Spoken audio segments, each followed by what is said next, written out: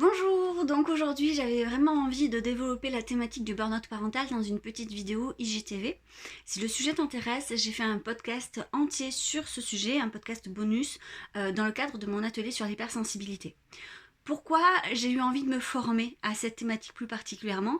Eh bien tout simplement parce que en tant qu'accompagnante de personnes au potentiel et ou hypersensibles, puisque ce n'est pas la même chose, on peut être l'un ou l'autre ou les deux, eh bien il n'est pas rare que ces personnes soient un jour parents et à leur tour des enfants avec une certaine densité émotionnelle, même si aucun diagnostic, analyse ou qu'importe étiquette a été posée sur leurs enfants, il y a une densité. On n'a pas encore aujourd'hui la preuve que c'est génétique, que l'hypersensibilité ou l'endouance est génétique, mais dans la pratique, on est nombreux en tant que professionnels à se faire cette réflexion.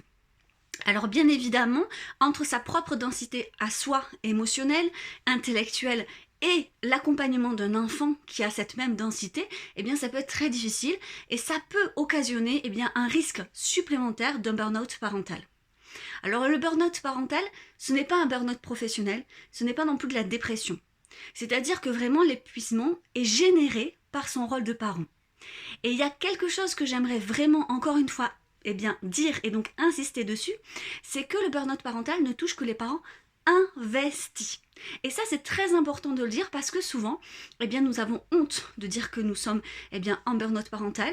On a la sensation d'être en échec parce qu'effectivement le parent se rend bien compte qu'entre l'idéal du parent qu'il aimerait être ou qu'il a été et celui qu'il est maintenant, il y a une différence, ce qui génère une culpabilisation très forte et une autoflagellation. Bien sûr, on rentre dans un cercle vicieux. Alors que le burn-out parental ne peut pas toucher les parents qui ne sont pas investis totalement dans leur rôle. Et donc, on voit, c'est vrai, de plus en plus de parents qui s'intéressent à la bienveillance éducative, à la psychologie de l'enfant, au développement de l'enfant. Et ça, c'est génial, encore une fois. Mais qui vont vraiment dans un extrême, meurtrier presque pour eux-mêmes, dans le sens où ils s'oublient totalement dans le rôle de parents, et puis eux-mêmes, en fait, n'existent plus. Alors je suis pas là pour dire ce qu'il faut faire ou pas faire, parce que surtout ce qui est très important, c'est que en tant que parent, et même en tant que professionnel, même si tu n'es pas parent, même d'ailleurs si tu n'es ni professionnel ni parent, ne pas juger. Ne pas juger, ça me semble prioritaire.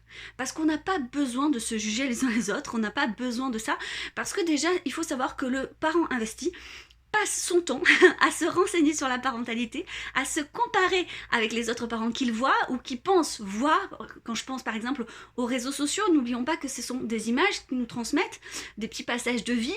Il semble évident, et ce pour tout le monde, que lorsqu'on va pas très très bien, on n'a pas envie de prendre le téléphone pour se filmer ou pour montrer ce moment-là. Qui plus est, ça serait absolument irrespectueux envers l'enfant, par exemple, de filmer l'enfant dans un moment dans une tempête émotionnelle et dire regardez, moi je sais pas faire, je n'en peux plus. Bon, voilà, ça serait très très étrange. Donc forcément, on aura tendance à plutôt sortir le téléphone ou à parler des choses dont on est fier, dont on est content, et c'est normal. Mais ce sont des petits passages de vie, et je crois que c'est très important de garder à l'esprit qu'en tant que parents, on vit tous des moments, parfois de doute, des moments angoissants, des moments où on ne sait pas faire. Et ça me semble primordial de se le redire, de se le répéter. Il est aussi très important aussi de voir les moments de réussite. C'est-à-dire qu'à force en fait de se comparer à un idéal qui n'existe pas, on en oublie que déjà on est parent avec ce que l'on est nous, de là où on en est de notre propre évolution, et puis en plus chaque enfant est différent. Donc la parentalité de quelqu'un d'autre ne pourra pas fonctionner pour vous par exemple. Parce que c'est propre à votre tempérament, à votre caractère.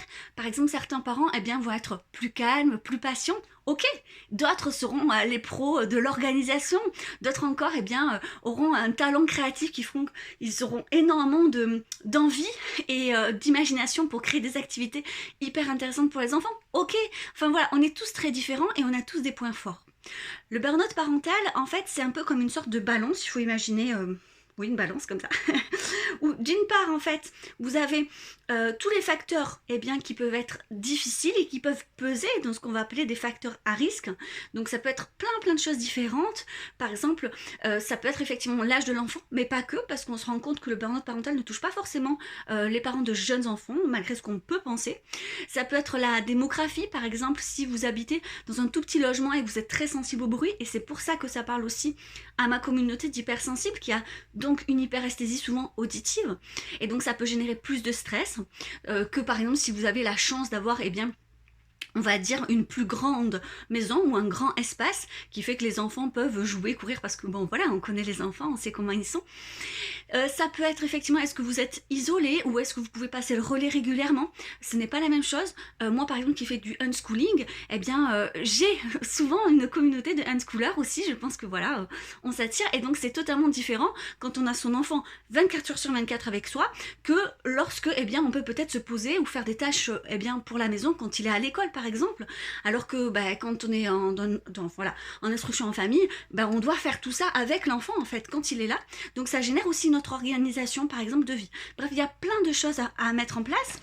Est-ce qu'aussi dans le couple parental, est-ce que ça fonctionne bien ou est-ce que c'est compliqué?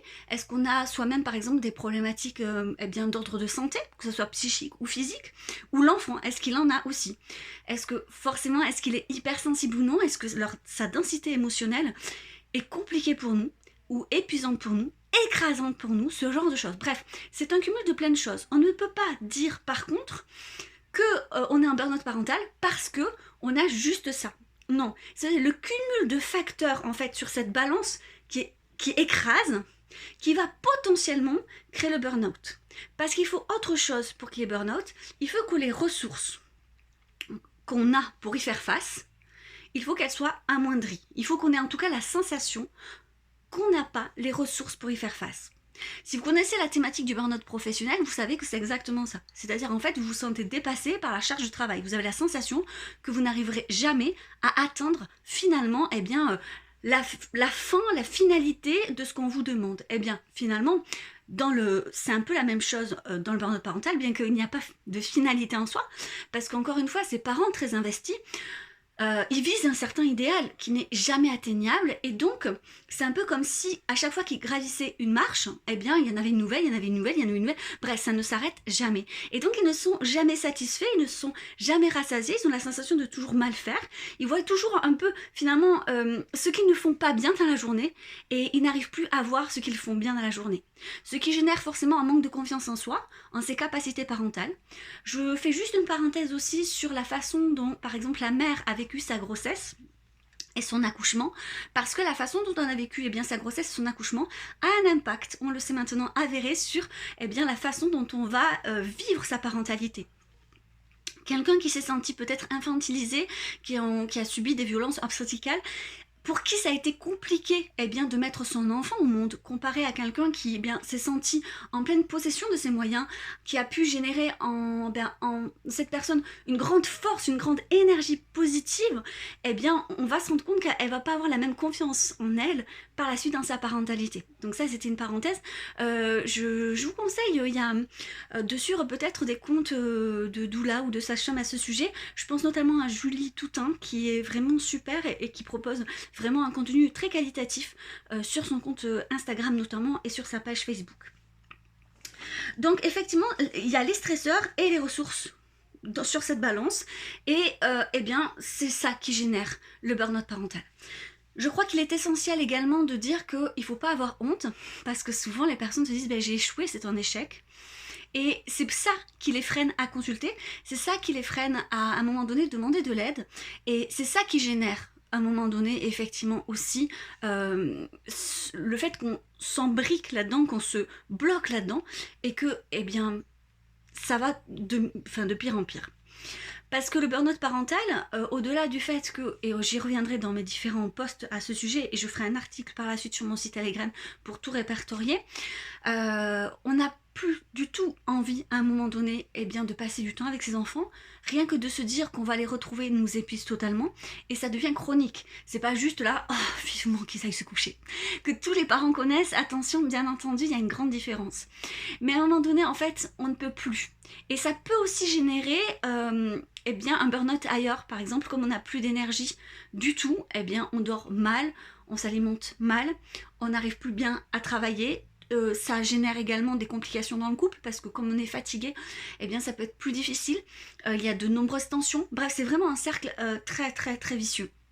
Donc c'est important de se saisir dès le départ, de se dire je commence à fatiguer, j'ai la sensation de ne pas être à la hauteur, j'ai la sensation de ne pas être un parent comme j'aimerais l'être, et rien que ça, il est important d'en parler.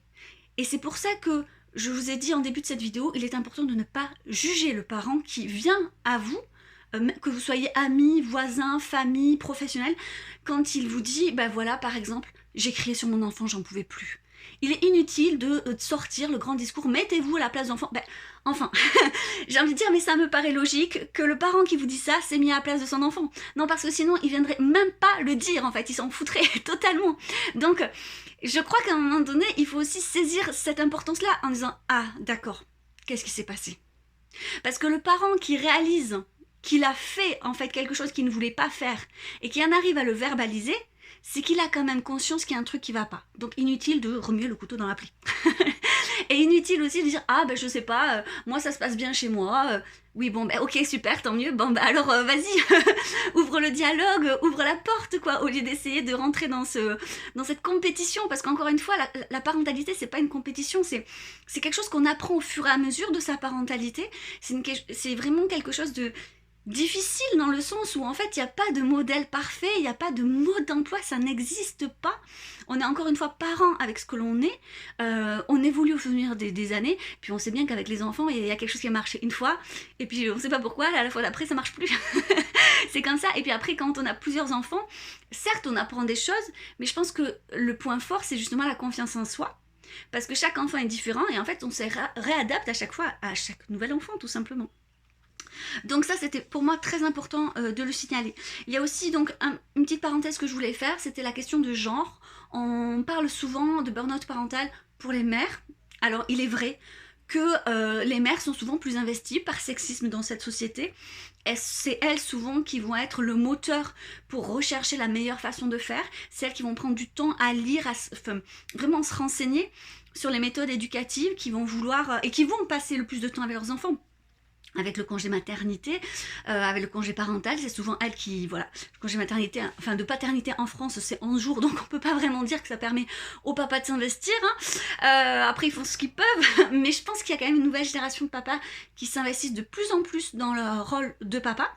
Je pense que c'est pas évident pour eux également, et toutes les recherches démontrent que justement, cette nouvelle génération de papas qui s'investissent n'ont pas vraiment en fait de rôle, de modèle de ce que peut être un papa.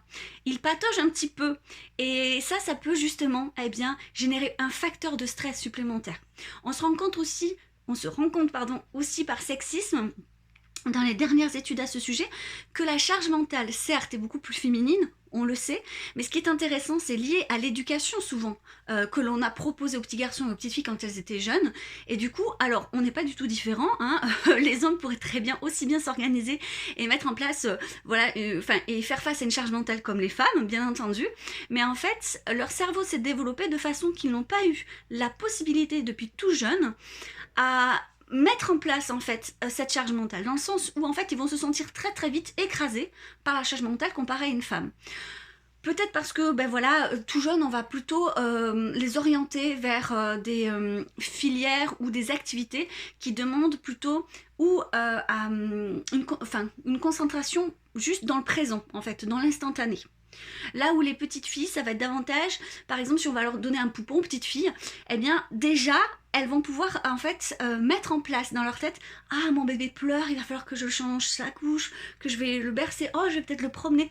Ça en fait déjà ça développe certains mécanismes. Et les petits garçons en fait on leur permet pas ça. Tout simplement par sexisme, sinon ils ont absolument les mêmes capacités. Et en grandissant, c'est la même chose. En général, par exemple, les femmes, elles passent beaucoup de temps entre elles à se confier, à parler de leurs émotions, ce qui permet quand même de poser des mots sur les émotions.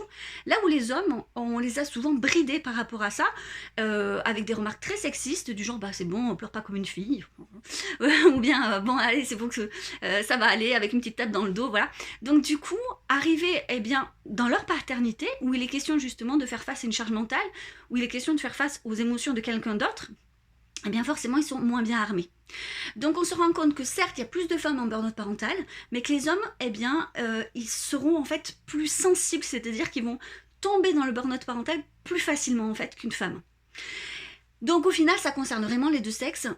différemment. Alors bien sûr c'est une image globale, hein. Il faut pas vraiment se cadrer à ça, mais je trouve très intéressant parce que ça relève encore une fois des problématiques sexistes qu'il y a dans notre société, de comment en fait on va accompagner les petits garçons et les petites filles en fait, alors que en soi il n'y a pas de différence en tout cas sur ce domaine-là.